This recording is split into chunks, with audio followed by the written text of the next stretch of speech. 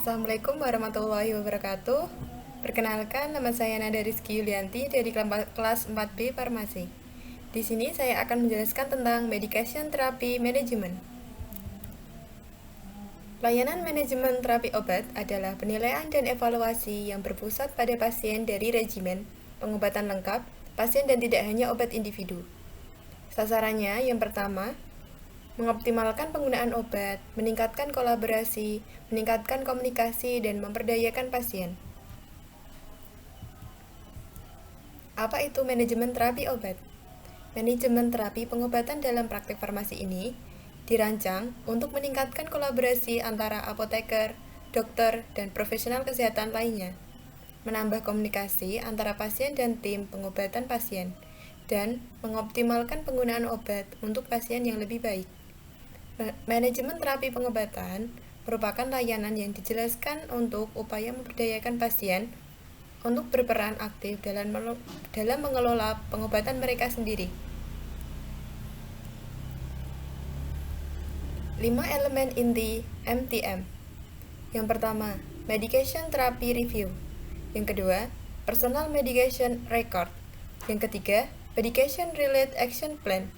Yang keempat, Intervention and or Referral. Yang kelima, Documentation and Follow-up. 5 elemen inti MTM Farmasi. Yang pertama, Medication Therapy Review.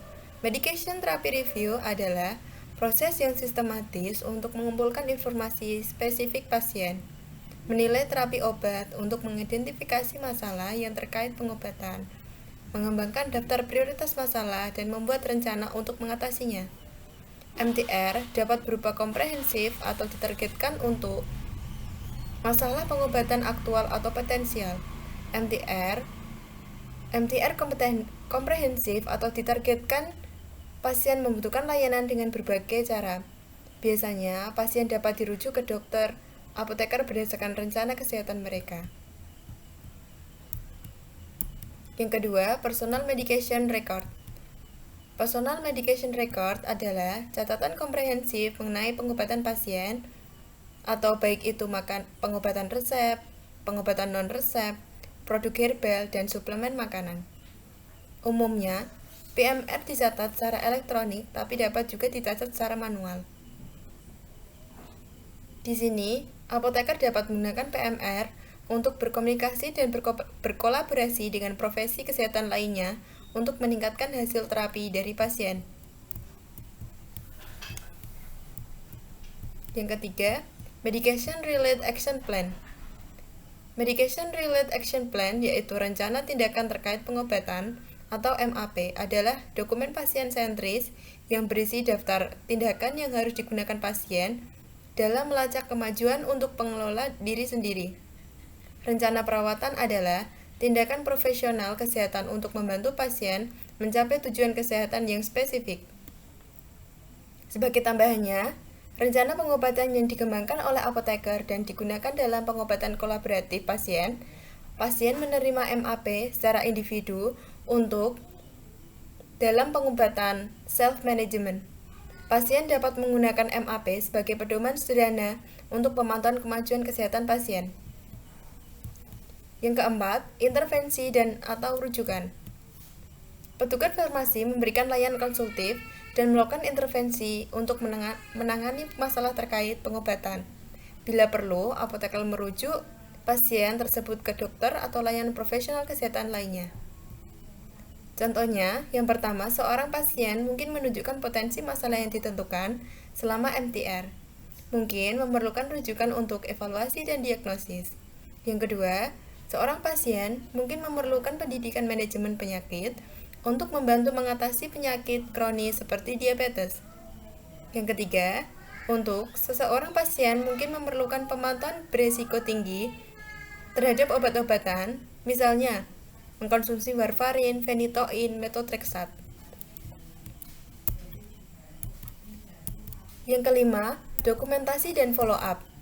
Pelayanan MTR didokumentasi secara rutin dan di follow-up bahwa visit pasien merupakan dasar bagi pengobatan yang dibutuhkan oleh pasien.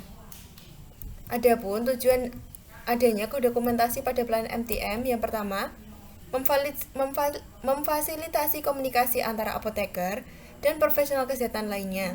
Yang kedua, meningkatkan pengobatan pasien. Yang ketiga, meningkatkan kelanjutan pengobatan pasien. Yang keempat, memastikan kepatuhan pasien terhadap aturan untuk memelihara berkala terhadap catatan pasien. Yang kelima, terhadap tanggung jawab profesional. Memastikan pelayanan terhadap justifikasi tagihan suatu penggantian audit pembayaran. Yang ketujuh, mendemonstrasikan klinis, ekonomis, dan hasil humanistik.